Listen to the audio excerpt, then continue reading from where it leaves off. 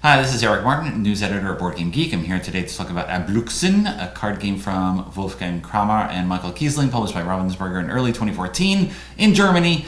And there is a multilingual version coming out later called Linko, due out sometime later in 2014. Each player starts with a hand of 13 cards. The cards are numbered 1 to 13. There's 8 copies of each. There's also 5 X's that are jokers. And you're going to be playing these cards from your hand. On a turn, you choose all the cards of one number that you want to play, and you put those down in front of you. So I could play a 1, a 4, a 5, 2 5s, 1, 2, 3 6s, 4 6s if I use the joker, and so on. And I just take those cards and put them down in front of me.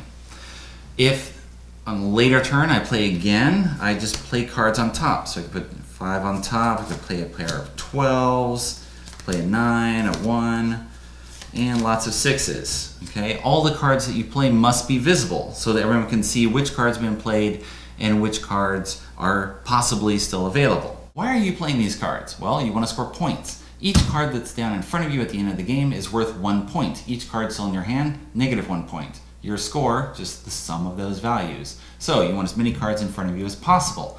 The game ends either when one player runs out of cards in hand, or you cannot fill the face-up display back to 6 cards. Now, what happens during play? Why are we playing these cards? You don't just simply lay cards down in front of you, do you? Boring. No, that's not how it works. Now, you play cards down in front of you to score points, but also to mess with other people, to AbluXXen, as Germans don't really say, but apparently Ravensburger would like you to do that. Now, how this happens, okay, if another player has played a card and you play the same number of cards as another player, but higher value than them, then you have an option of taking that card and putting it in your hand. If you do, the opponent then must draw one card either from the face-up display or the deck to refill his hand. He essentially is at par. He has played no cards that turn. Okay. And that card goes into your hand. If I don't want this card, he can either put it back in his hand, essentially setting it back again, or he can throw it away and draw a replacement card. Okay.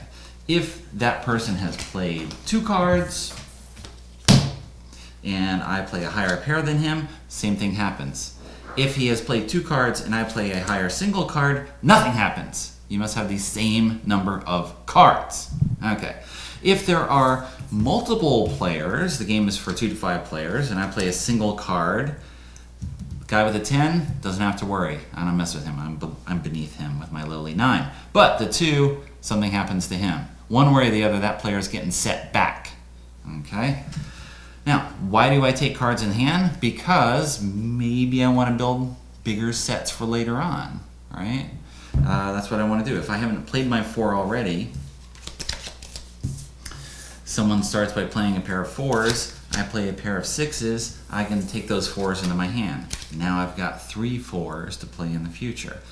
If I swipe some more 4s, I can play 4, 5, 6, however many I want, and lay those down. The more cards you play in front of you, the bigger your score. And of course, the more cards you steal from other people, the lower their score is. Now, that can backfire because the game ends when someone runs out of cards. So if you steal and steal and steal and then the game ends, oh dear, I've just lost 10 points. I score nothing, negative value. So with two players or 3 players, you only use a small portion of the deck. Right? You really have to read the other people. You have to see what you think they're trying to do. Are they trying to bait you by playing low cards and they want to get higher ones in return? Or, of course, are they just trying to play out their cards? Point, point, point, I get a point, right? You got to keep people back and push them back. So you're trying to read the other people and see how quickly they can go out and what they might be trying to do or trying to build for. And it's a little more cut and dried with 2, trying to play that. I still like it. I've played this game now 37 times with a review copy from Ravensburger, and it's awesome. I like it a lot with any of the player counts. Again, with 2, it's a little more thinky and try to bluff other people. With 4 and 5 players, now you've got lots of options to steal and lots of options for people messing with you. which is good and bad, of course, depending on how you like to play games. So AbluXXen is interesting because at first the game seems like nothing. You've just got numbered cards, you got X's, you're not sure what to do, you're just putting stuff down. Don't really like it. Some people don't like it. A certain person, my wife, didn't really like it all. She's like, why I want to play my cards. Instead, I just have to draw stuff over and over again. Well, that is kind of the point of the game, is you know that things are going to be stolen from you, and you have to massage that. And ideally, people are stealing the things that you want to be stolen so that you can get better stuff. Or you're trying to bait someone. I've got 3s and 12s. I've also got a mess of 6s in my hands. Maybe I play the 3s, and someone's going to come in to steal 3s, maybe with 6s that I want. I can boom 12s down, pick up 6s. Now I got 6 6s, and lay down stuff all at once. You want to go for big sets, and you want to get high numbers. Both those things are good, although they are not immune to anything. X's played on their own are 14, so even your 13s can be taken by the X's with 2 or 3 X's. You know, if you play 2 or 3 13s. I played 8 3s in a 5-player game. It was beautiful and glorious, of course, as much as 8 3s can be. And they were stolen by some joker playing 8 8s. So, nothing is safe necessarily. You want to watch the cards that are coming out. Cards are being played. And again, watch for the end of the game, especially with 4 and 5 players, because the game goes much faster than you think, depending on how much stealing people are doing. AbluXXen, a small little card game. Now, Hanabi won Spiel des Jahres in 2013, being a small card game. It kind of opened the idea that maybe a small card game could win Spiel des Jahres. And although I possibly should not make predictions given my poor record with La Boca in 2013, which still should have at least been nominated, I still hold this to be true. Spiel des Jahres story, why did you do that to me?